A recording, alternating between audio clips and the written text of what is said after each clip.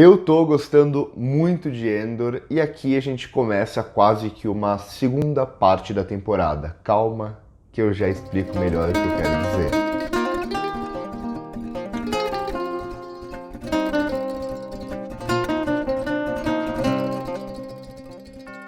Endor é a série que vai ter a temporada mais longa de Star Wars até agora, justamente por ter esse ritmo mais cadenciado em grande parte da série e também por ter esse objetivo de explorar, digamos, os meandros da política ou do começo ali das células rebeldes e etc.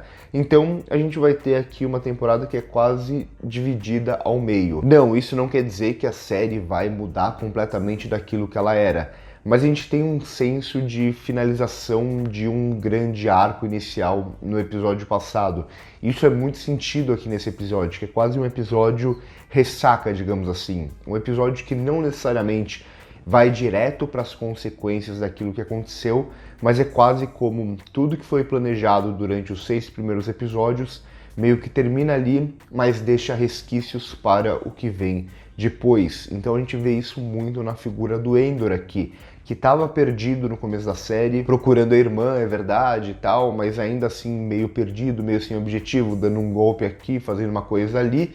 E aí ele acaba tendo esse objetivo ainda que sendo pago para executar essa missão em Aldhani. Depois que acontece a missão em Aldhani, o Endor ele tá perdido aqui novamente, ele meio que não tem muito o que fazer, ele quer levar a Marva para algum lugar mais calmo e é isso. Então o protagonista da série é justamente quem aqui nesse episódio tem menos o que fazer. Ainda que algumas pinceladas de tentar levar ele para a rebelião, a série fazendo isso, a Marva falando e ele relembrando sobre o cara enforcado. Então é a série inteira dando essas pistas de como ele vai finalmente se juntar mesmo à causa, ainda que a gente saiba lá de Rogue One que o Endor não é um rebelde normal, ele é o cara que assassina, que toma decisões difíceis, digamos assim, ele é mandado para essas decisões difíceis e até por isso esse tema vai voltar um pouco aqui na série, ainda que longe dele nesse episódio, mas de certa forma para o Endor esse é um grande episódio ressaca, já que o que tinha de mais esperado aconteceu no episódio passado. Não é uma crítica, tá? Eu gosto de como a série faz isso e eu acho que é até interessante essa divisão, porque sim, tem quase que aquela grande finalização de temporada no episódio passado, mas ainda assim as consequências estão aqui presentes. Por exemplo, com o Lúthien mandando por uma terceira a Vel matar o Endor, porque sabe que ele é o cara que sobreviveu e o Lúthien ele vai mostrando quem ele realmente é aqui nesse episódio. Então ele não quer deixar pontas soltas, ele não quer ser descoberto, ele quer seguir a causa dele, que aqui a gente vê que é bastante diferente da causa da Mon Mothma, por mais que os dois sejam rebeldes. E é interessante a gente ver isso justamente em uma série de um personagem que estava em Rogue One, já que grande parte do que a gente vê também dessa diferenciação da rebelião vai acontecer pela primeira vez em live action, pelo menos lá em Rogue One, com a presença do Saw Gerrera, que também era um rebelde, mas que ia por um caminho completamente diferente daquele que a gente conhecia dos rebeldes, que a gente conhecia dos filmes antigos, etc. Então aqui a série vai fazer algo parecido, ainda eu não consigo afirmar que o Lúthien ele vai seguir pelo mesmo caminho do Saw Gerrera, mas ainda assim, não sei porque eu tô falando Gerrera, mas enfim, mas ainda assim a gente tem essa diferenciação. Aqui o Lúthien ele não vê problemas em corpos, em mortes, em consequências mesmo para os atos dele. Então é uma rebelião que ele quer se livrar do Império, ele quer libertar as pessoas do Império, entre aspas, mas se no caminho morrer um monte de gente, ele claramente não tá nem aí. A Mon Mothma, ela já entra quase que numa crise aqui nesse episódio, em determinado momento, mas ela ainda tem o caminho dela muito claro, o caminho dela que ela quer seguir, que ela é a Mon Mothma que a gente conhece dos filmes antigos. Então, acho muito interessante também a conversa que ela vai ter com um amigo dela de longa data lá de Chandrila, que ela meio que pede uma ajuda e ao mesmo tempo pergunta se pode confiar no cara, e o cara fala assim: Não exatamente. Então é muito legal isso também, né? De que ela tá completamente cercada, ela sabe que ela tá completamente cercada, ela tenta usar o fato de estar cercada e fingir que não está cercada por todo mundo. Então eu acho muito legal justamente como ela fala, né? De sorrir, de parecer, de todo mundo pensar, inclusive o amigo dela pensar que ela é essa senadora que só enche um pouco o saco ali do Império e tudo mais e não tem uma noção do todo, do que acontece por baixo dos panos, do que ela realmente está construindo aqui, por mais que no convívio social ela tá sorrindo, ela parece uma pessoa normal. E aqui ela tem plena consciência de quem ela não pode confiar. Isso fica claro quando ela fala do marido dela, ela sabe que a filha dela também, ela fala, pode subir, porque a filha dela, ela também, não sei, mas claramente aqui, pelo menos pra mim, ela não confia direito na filha e em todo o resto. Então ela sabe que ela está sendo perseguida, só que ela é muito inteligente e ela vai usar isso.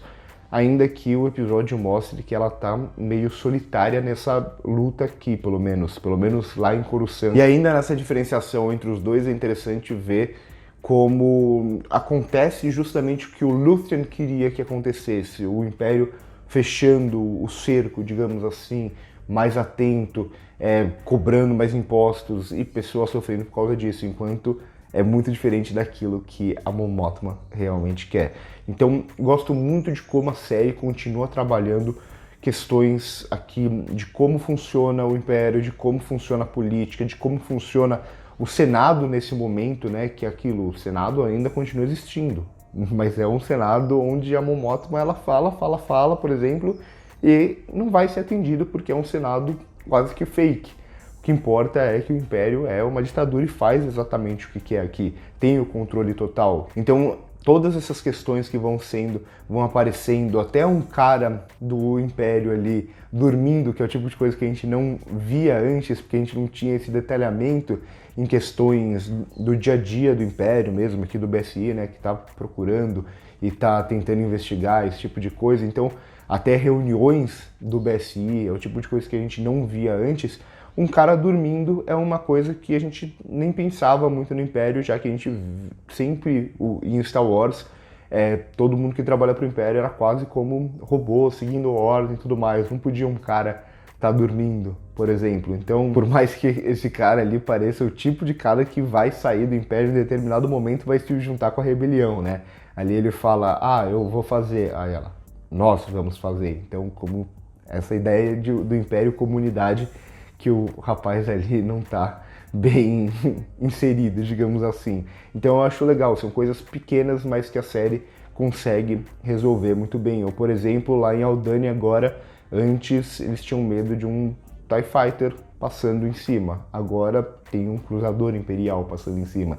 Então é uma pequena cena ali, bem curtinha, apenas um plano, 2 planos, mas que mostra a diferença da mudança da atitude do Império agora, a partir do que aconteceu em Aldhani. Então, é de certa forma um episódio que serve mesmo para colocar essas cartas de novo na mesa, ainda que muitas delas venham das consequências do que aconteceu no episódio passado que eu não consegui gravar, e eu também não sei se conseguirei gravar na próxima semana. Quem acompanha o canal e a gente no Instagram principalmente sabe que vai começar a Mostra de São Paulo e vai ficar uma correria louca pra mim. Então, se eu conseguir gravar, eu gravo, se não, eu volto depois da Mostra de São Paulo. Mas enfim, aqui a gente tem essas cartas sendo colocadas na mesa, o Syril, que a série vem prometendo algo maior pra ele, mas é esse personagem que tá meio desolado e agora ele entra pro Império, ainda que em um cargo mais baixo. A gente vê o BSI finalmente liberando para quem quer realmente fazer alguma coisa, ter essa busca pelos rebeldes e tudo mais.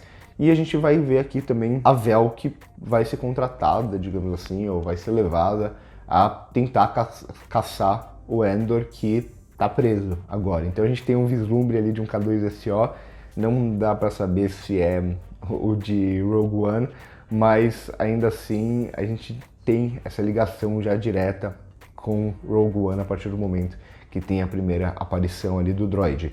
Então As cartas são colocadas na mesa nesse episódio, como eu disse, quase que um episódio de ressaca, mas isso não quer dizer que não é um episódio interessante, não quer dizer que não é um episódio que acontece coisas, é um episódio que coloca as cartas na mesa para a série voltar a avançar para um caminho agora diferente daquele que tinha sido proposto até então. Por isso que eu falo, tem quase que uma ruptura. É a mesma série, tá trabalhando os mesmos personagens, mas o caminho que foi inicialmente agora ele vai para um caminho diferente. Então tem essa divisão quase que exatamente aqui, né, no meio da temporada, a partir do episódio 7, já que toda a preparação para o episódio 6 se resolveu, de certa forma, no episódio 6, e a gente vai lidar agora com as consequências daqueles atos. Acho interessante como a série trabalha isso totalmente no seu ritmo. Eu não tenho problema nenhum com séries que têm um ritmo mais cadenciado, e principalmente uma série como essa precisa desse ritmo para poder trabalhar todas essas questões que parecem menores, mas que são muito interessantes para construir todo esse universo. Eu senti a falta de ver Star Wars trabalhando a questão mais política, com mais afinco, digamos assim, e Andor vai fazendo isso muito bem. Então por hoje é isso, curte o vídeo se gostou, se inscreve no canal se não é inscrito, comenta aqui embaixo o que vocês acharam do episódio, quais referências vocês pegaram. No primeiro comentário fixado tem as nossas outras redes sociais. Por hoje é isso e corta!